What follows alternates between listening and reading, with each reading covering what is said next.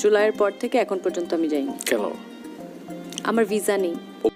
এক সময় টলিউড ও ডালিউডের দুই আলোচিত তারকা দম্পতি ছিলেন সৃজিত মুখার্জি ও রাফিয়াত রশিদ মিথিলা। তাদের বিয়েটাও দুই বাংলার সীমান্ত পেরিয়ে হয়েছিল ভালোবাসার এক অনন্য উদাহরণ হিসাবে।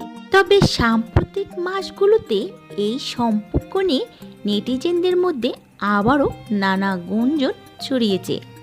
এক সাক্ষাৎকারে মিথিলাকে প্রশ্ন করা হয়, জুলাইয়ের পর থেকে এখন পর্যন্ত আপনি কলকাতা যাননি কেন? উত্তরে মিথিলা সোজা সাপটা বলেন, আমার ভিসা নেই।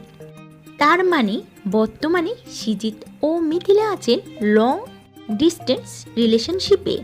তবে সম্পর্কের বন্ধন এখনও অটুট বলে জানিয়েছেন মিথিলা।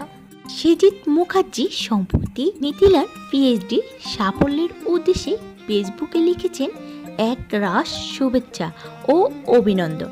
এই নিয়ে প্রশ্ন করা হলে মিথিলা জানান, আমি ধন্যবাদ জানিয়েছি, সম্পর্কটা এখনও আছে আর থাকবে।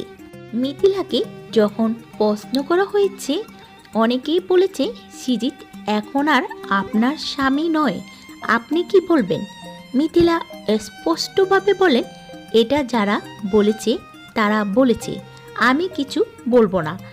তবে আমার পাসপোর্টে এখনো তার নামই লেখা আছে। সো লং ডিস্টেন্স রিলেশনশিপ হয়ে গেছে।